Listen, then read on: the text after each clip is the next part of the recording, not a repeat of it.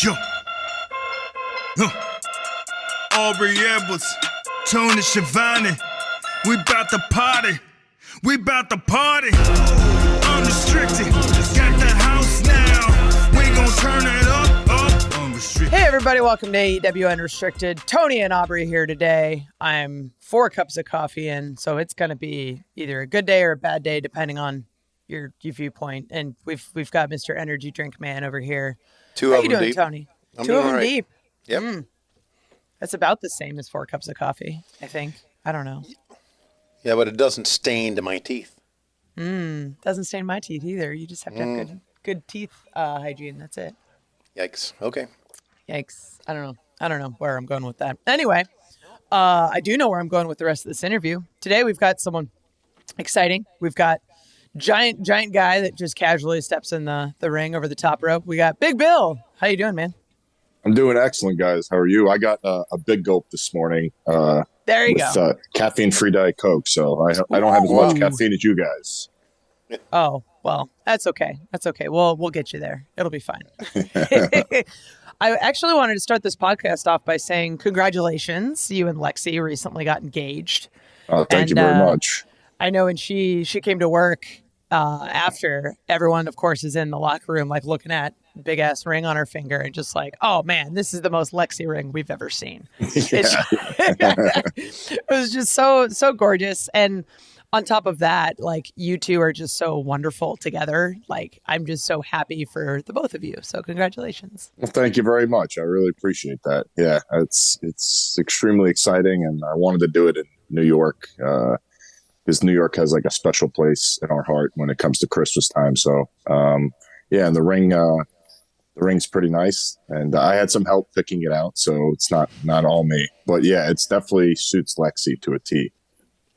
So you proposed to her in New York? Yeah, we at Rockefeller Center each year since we've been dating, there's a little spot by the tree where no one really knows about, where no one even goes. And we've taken a picture there like every year since we started dating. So I wanted to do it in that spot. So I had her put her camera down.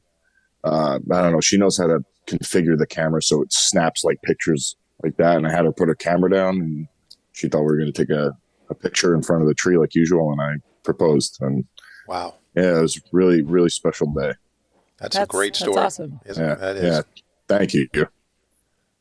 It's funny you said Lexy knows how to like set up the camera and stuff. She is like the one person backstage. She has like all of the special like lighting things for her phone and stuff. Like she is a pro at cell phone photography. Like very knowledgeable girl in that front. But kind of moving on a little bit, as exciting as it is for you and Lexy, and as excited we are for you guys. Let's talk about some wrestling. Yeah. So you've been tagging with Lee Moriarty. I think you guys had a couple matches recently on Dynamite, facing Jungle Hook. There was this amazing stare down in the match between you and Ken Jeong. Yeah. Where he's like this little tiny guy behind the thing, and you're this big looming presence. That was super awesome. What's it like teaming with Lee Moriarty? Well, it's been really fun. You know, I didn't know Lee very well before I got to AEW, but being a part of the firm and kind of chatting with him and getting to know him in terms of, his wrestling opinions and how he sees things. And I really get along with him in that way. There's a lot of things that we have in common. So tagging with him has been fun. We've had, I think, like 3 matches together so far. Mm-hmm. And of course, having Stoke with us is always a very, very great addition. And the stare down at Dynamite, Jungle Boy was just kind of, he was getting beat up and he was selling away towards the fans. And I had no idea that he was Chow from the Hangover was there. And I was just kind of stalking him and following him, and he went to the barricade, and I just thought it would be a random fan that I could taunt. And I looked up and it was him. I was completely taken off guard. It was like to the point where I was laughing because it was pretty crazy. I had no idea he was even going to be there. Yeah, it was. That was. I don't think any of us knew he was going to be there. I just thought that was what a moment that was. And what a moment it was when you kind of came in as MJF's mystery opponent for Wardlow back in May. Big pop when you arrived. Felt pretty good, didn't it? Yeah, it felt really, really good. I hadn't been on TV, national television in many, many years. And right. I worked really hard to get back to where I've come from and to get back to where I am now from where I've come from, and right. put in a lot of hard work. And that was a really special night for me because, I got the opportunity. Tony gave me the opportunity to come in, and I think I did really well. We had a really good match, and agreed. Yeah, that was a very, very special night for me because it was the culmination of a lot of hard work, and right. It was really, really awesome to see AEW for the first time from the backstage perspective, and it was kind of an emotional night for me and Lexy for sure. Just right. After that, because of everything that we had gone through and everything leading up to that moment. So that opportunity was really, really special. Something I'll never forget. Yeah, good reaction. Good reaction from everybody on social media too. Oh, very positive. Yeah, and even the week before, when MJF was cutting his promo backstage, and he kind of alluded to the fact that it was going to be me, and I was nervous watching. I was like, "Oh God, how are they going to react?" And right. when he said you can't teach that, and the fans, you could hear them in the building on TV, right. and they reacted very positively. So that was awesome. Right. Yeah, I mean, of course they reacted positively. You've done some incredible things in this career in just the last few years alone, and we'll get into that. Did you actually meet MJF and Wardlow before that day? No, I'd never met either of them. There's so many people that I met for the first time that day. I kind of because I was, I was out of the wrestling industry for a few years, so there's this whole new crop of talent and all these talented guys that were coming up and then became the stars they are now that I didn't really get to even mingle with beforehand. So I'd never met either of them before that encounter that day. So it was they were both extremely nice to work with. It was a really, really fun day. Yeah. We're talking with Big Bill, or W. Morrissey, as we've called him on TV. Talk about, you said it was a special moment for you to come back, and we're going to get into that, but you go to the AEW locker room. How's that been for you so far, being in there? It's been really, really fun. There's of course, when you first come in, it's like people are a little suspicious of you. I'm sure I just know that's how I would be when the new guy comes in, and right. You come in and you're kind of trying to feel everybody out. And there's a bit of a process there that takes a few weeks, maybe a few months, but everybody's been super, super kind. Everybody's been, accommodating any questions I ever have. Everybody's been really, really awesome. And, I really appreciate that because, coming into a brand new locker room in professional wrestling can be not the easiest thing in the world. And it's gone by pretty smoothly. And it's, I really appreciate everybody. And there's people in the locker room there that I know from years past, and that definitely doesn't hurt. So, it's a very different atmosphere in AEW. It's fun, and for me, it's a very, very positive environment for me. I haven't been in wrestling as long as some of the old farts in this business, like Tony Schiavone, but it definitely seems like one of those things where you never really say goodbye to anyone. It's just, I'll see you later. Like eventually you end up meeting back up with old friends and family that you hadn't crossed paths with in a while. So super exciting. Yeah. What's been the most enjoyable part of being at AEW so far? Besides, being able to travel with my fiance, which is a huge positive. Huge. The best part, man, it's just everybody's so accessible. I would say everybody's easy to talk to. Everybody's approachable, no matter how busy they are. Everybody kind of will go out of their way if you have some questions or you need some advice. And I found that to be, and I not only do I see that from my perspective, I see it from a distance with other people. And I think that's extremely, extremely helpful. I think, and it creates a camaraderie and a team atmosphere, which in wrestling is very hard to create because it's, dog eat dog and everybody, right. Wants to get to the top. But I feel like it's a bit of, it's a team atmosphere in AEW. And that's something that, I personally enjoy. I like to feel like I'm a part of something bigger and part of a process that everybody's working towards the same goal. So I feel like that's been the best part of being in AEW so far. As a fan of wrestling, had you been watching much of AEW before you signed? Got a good idea of what was going on? Yeah, I've been watching AEW since, the first episode of Dynamite. Right. You ordered quite a few pay-per-views, and I hadn't been watching diligently, like all 2 hours every week for the past 2 years, 3 years, but sure. I was very familiar with the product, very familiar with everybody that's there.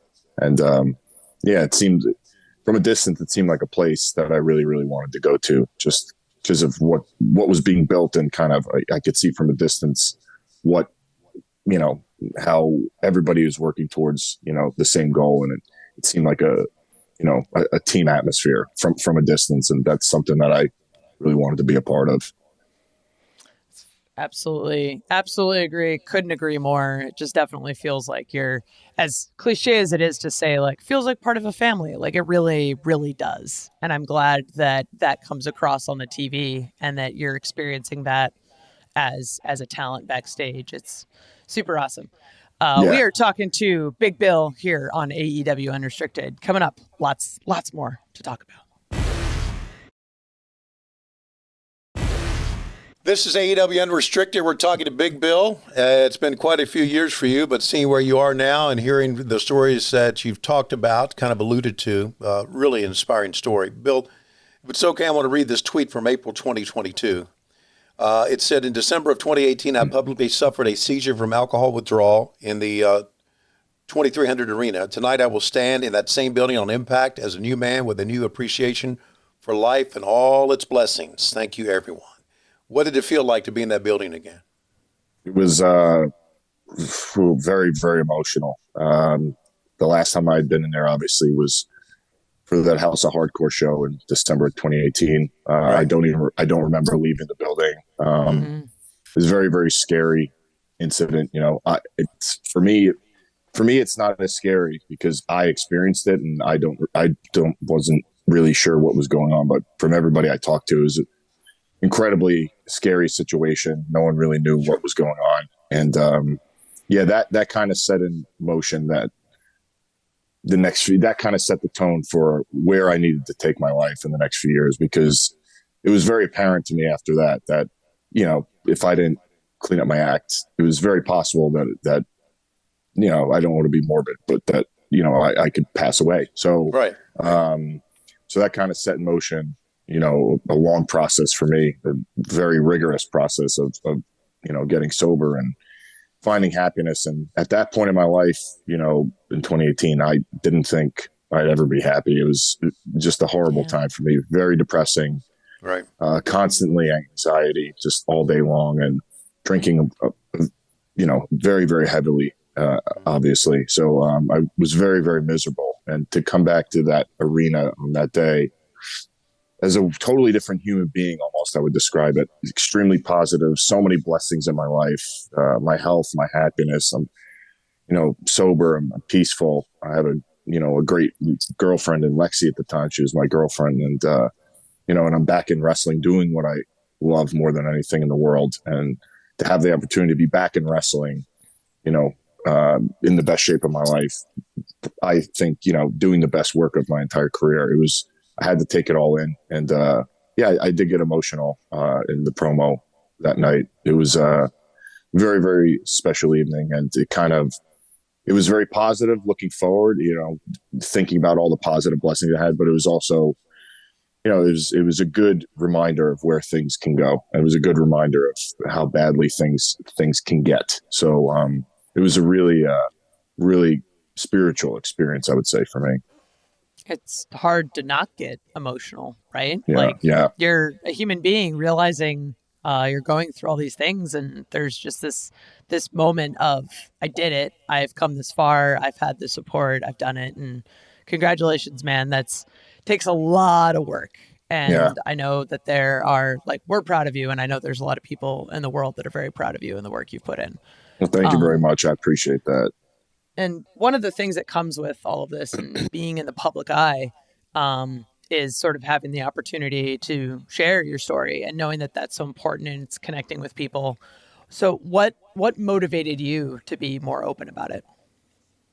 Dallas, DDP, Diamond Dallas Page, he kind of was the one that pushed me in the direction of being open about it, because it's something that, you want to hide, especially in sports or in wrestling. It's a very, alpha mentality, and you have to be tough. And those are things that you don't want to admit to anybody, especially to your peers and the public. And I don't think that that's very healthy. And I understand the mindset, because I was in it, and to kind of keep that stuff to yourself. But it wasn't.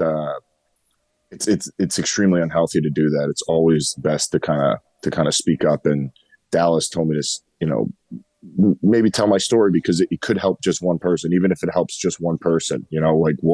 Why did I go through all this suffering for there to be no one to benefit? And that's kind of how I look at it now. I went through everything that I went through.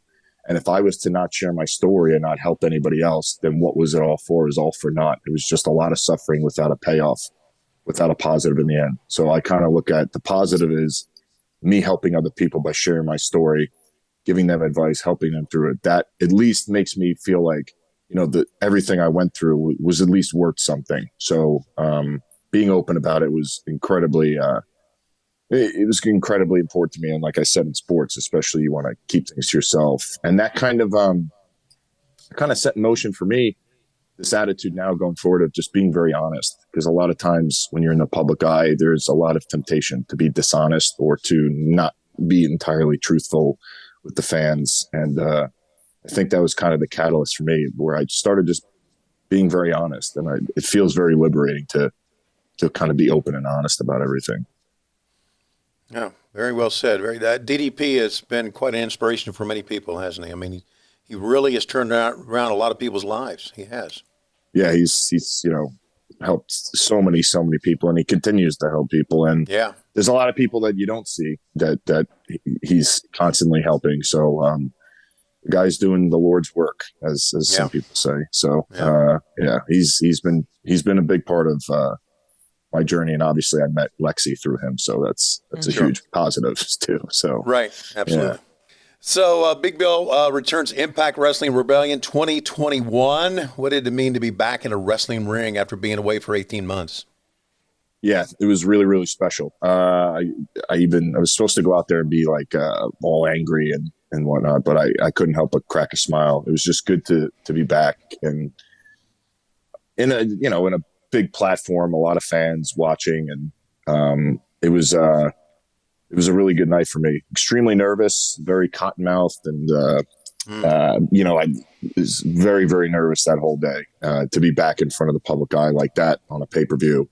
And everybody there was extremely helpful. And it felt really good. And again, it was just like that match with Wardlow, where it's kind of you're in you're looking at it very positively, and you're looking at your accomplishment, and you're saying, wow, this is really something great. But you're reminded of the past and how far you've come. And I think that's really important for me, is every time I achieve something that's great or take a major step forward, I have to, sit back down and just appreciate where I've come from. Because sometimes we overlook those things, or I overlook those things. And I think it's very important to kind of, take a moment to yourself in quiet and shut off the Twitter and shut off TV, shut off music, whatever it is, and really reflect on the journey you've been on and how far you've come. So that was one of those moments for me. Yeah. You talked about your match with Wardlow and with the MJF tease that you were going to be there, and this like very positive fan reaction, especially in the arena. But when you showed up at Rebellion, this is still like heart of the pandemic, and coming back to an empty arena in the pandemic era. How hard was that after an 18-month absence? That was really hard. I had never experienced anything like it. Even shows when I was, in developmental years ago, there would at least be some of the talent in the audience. And when we did those in-house shows, there was literally nobody there. It was really hard to adjust. It was really hard you don't know, when the fans are there, you get that instant feedback. that reaction. What you're doing, is it good? Is it bad? Right away. There was no instant feedback. And the weirdest part about it was during the match, I could hear, the people behind the curtain, saying things on the headset. I could hear what was being said behind the curtain because it was literally that quiet in there. That was surreal. That was like, this is so different, so weird. And that was incredibly interesting. But I'll never forget the hearing the guys on the headset while in the ring on a pay-per-view. It was pretty crazy. Yeah. That does a lot for your concentration in the ring, doesn't it? Yeah. Absolutely. Bill, how did the opportunity with Impact come about? The Impact opportunity came about because of Gallows. Gallows in WWE, Doc Gallows. He, when I was trying to come back to wrestling, I wasn't sure if I wanted to do it. And he kind of really helped me in that beginning process to kind of get me to come back. And then he put me on one of his shows. And again, I was like, I don't know. I don't think the people are going to remember me. And he was like, you're out of your mind. They're going to definitely remember you. And you know how we can get sometimes. I'm like, I don't know. I don't think the reaction's going to be that great. Right. Because they haven't seen me in so long. And the reaction when I came back on one of his shows was incredible. And, he went to Impact and he went to Scott and he said, I think you should give this guy a chance, give him a shot. And then I started talking to Scott through Gallows. And then we agreed to fly me into Nashville that day of Rebellion. And we were kind of on a week to week basis, month to month. We were only doing it per appearance. And I guess I made an impression pretty quickly. And I got to be there for about a year, which was incredibly important for my development, especially coming back from a few years off. Right. Yeah. Friggin' awesome. And all those people at Impact are just absolutely great. Like every time I've been there, been hanging out with them, it's just everyone's so supportive and so wonderful. And I'm sure it was really positive experience for you. As much as those guys are nice, I think that we're better, just a little side note there.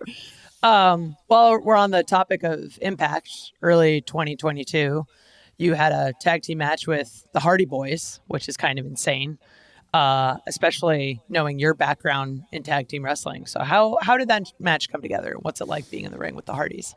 Yeah, the only other time I'd been in the ring with the Hardys was on a WrestleMania a long time ago, a few years ago, when they came back in a ladder match. And that was my first time ever working with them. Yeah, that was my first time ever working with them or ever meeting them, actually. And that was obviously, if you ever go back and watch the video, that was wild to be a part of that. It was absolutely insane.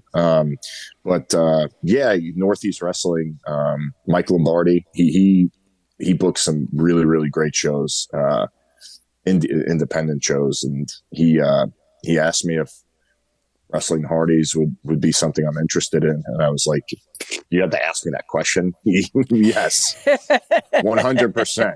You tell me where and when, and I'll be there. And Mike Lombardi made it happen, and he put together that show for Northeast Wrestling, and that was really, really fun. It's a small gymnasium, maybe like, I don't know, 1,500 people, maybe 2,000, whatever it was. A lot smaller than 75 at WrestleMania.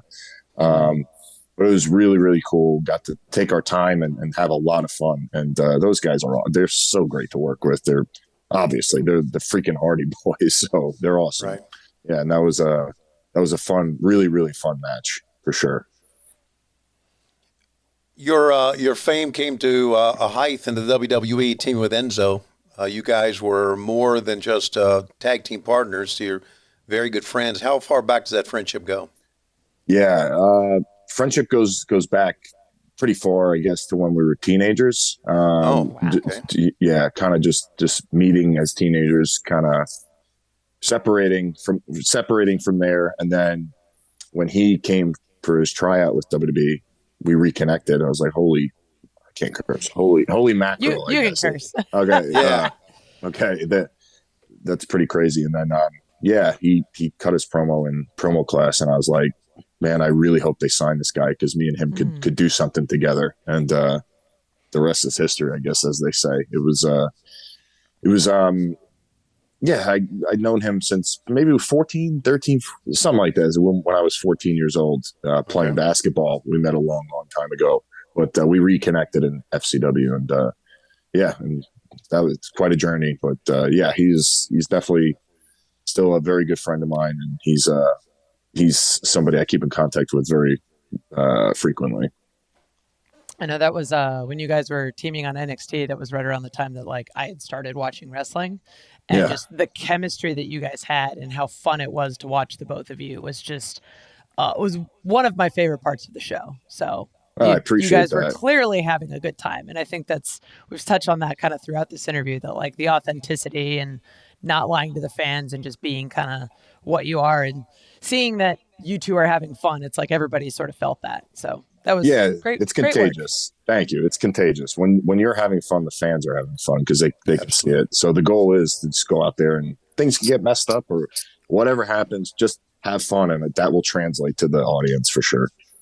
As long as the fans are having fun and they feel good and they walk away with a positive impression, then you know you did your job. Exactly. Yes. Love it. Love it. We are talking to Big Bill on AEW Unrestricted. We could do just a complete full hour with the amount of fan questions we got, but we're going to somehow cut it off coming up here on the podcast, AEW Unrestricted. This is AEW Unrestricted. Tony and Aubrey talking to Big Bill about the amazing couple of years he's had in wrestling, coming back from the craziness that he had in his life, and just the amazing person that he is. So happy that you're here to be with us. Thank you very much. We've got a lot of fan questions, so we'll get through as many as we can. We've got a question from Jason McLean. I'm actually curious about this.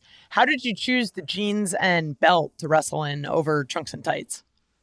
Yeah, that was Jericho's idea a long time ago. I talked to Chris, had to be, in 2019. And we were just chatting about me wrestling. And he said, man, everything you did in WWE, the look, scrap it. He said, you got to do something brand new. And I was like, well, like what? And he was like, something brand new. He was like, I don't know what, but everything needs to change. Everything needs to change to just look completely different. So I had always thought about wearing jeans and Timberland boots.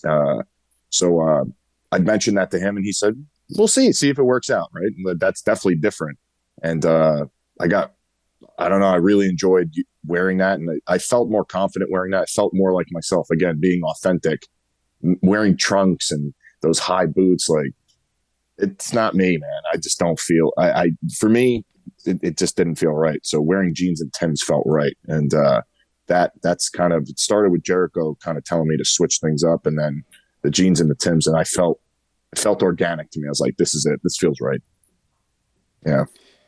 The next question comes out of Twitter from Joe Aguinaldo. Hope I pronounced that right.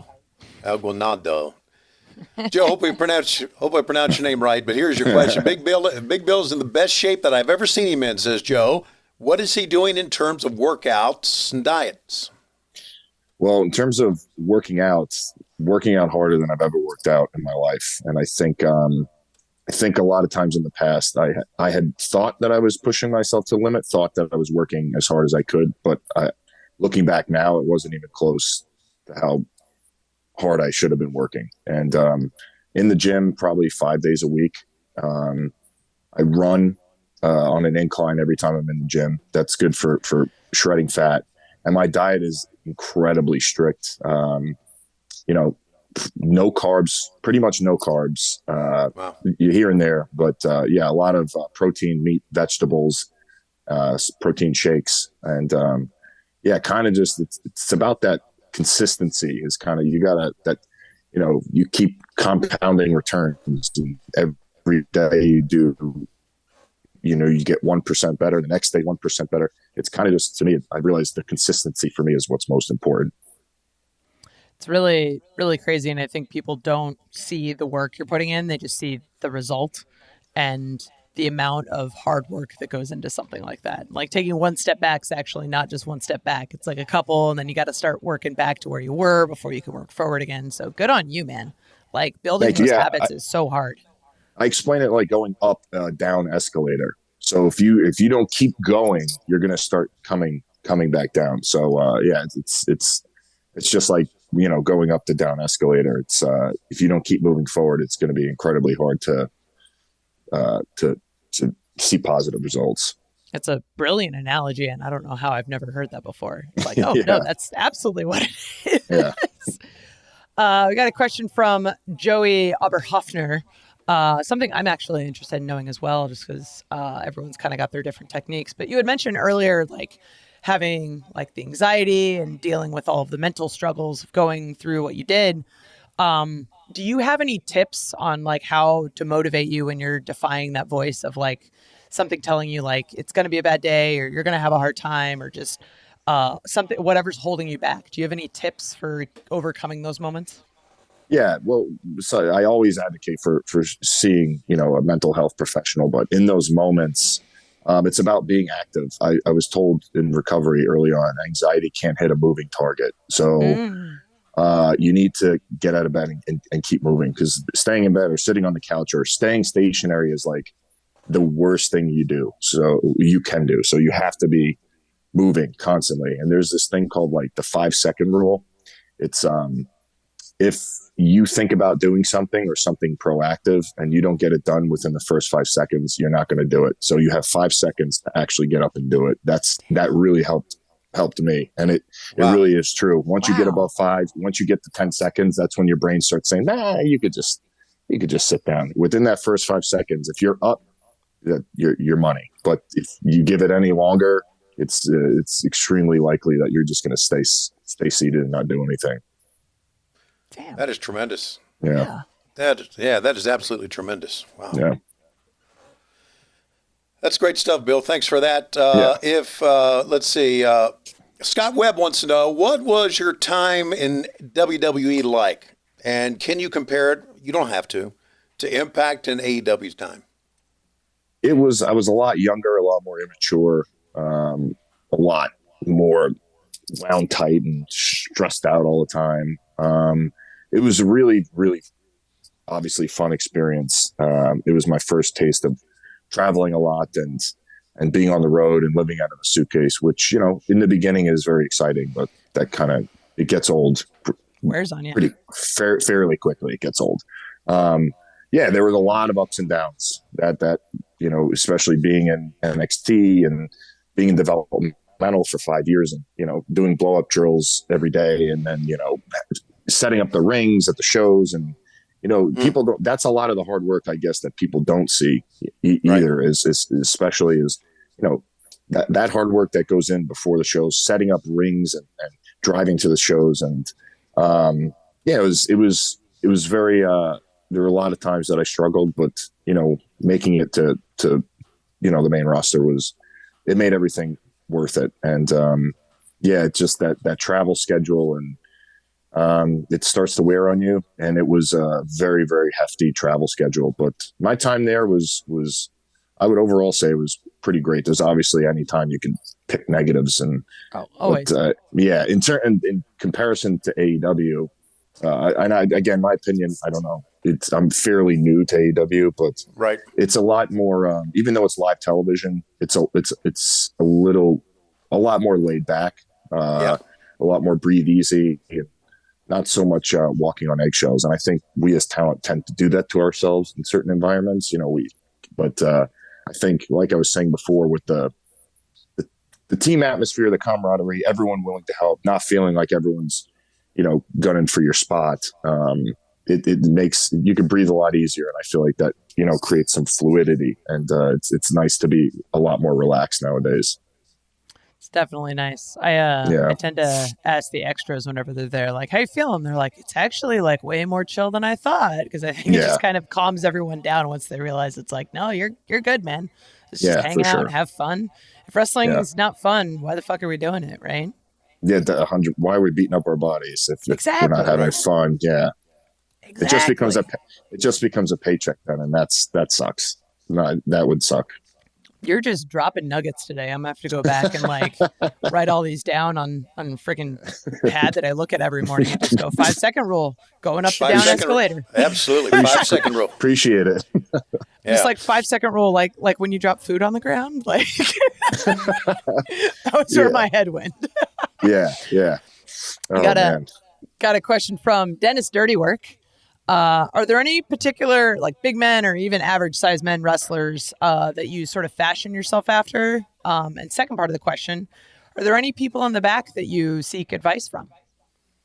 Yeah. So in terms of who do I try to model myself after, who do I watch? Obviously Undertaker and Kevin Nash are two big ones for me. Another one that I would say is Brock. Brock is a big one just because how real it feels when he's in there. Like that's an element that I think in terms of, this is just my opinion, when in terms of in ring, I think the most important thing a talent or an upcoming talent can work on or have is convincing the viewer that what you're doing is real to you. Like you are just so in the, I don't know how to explain it, that intensity, that drive, that hard work. Brock's a big one for me. Like I said, Nash and Undertaker. I guess there's people in AEW that I kind of get advice from would be, Paul White, Big Show. Mm-hmm. He obviously was an influence on me, in WWE also. So I have that connection.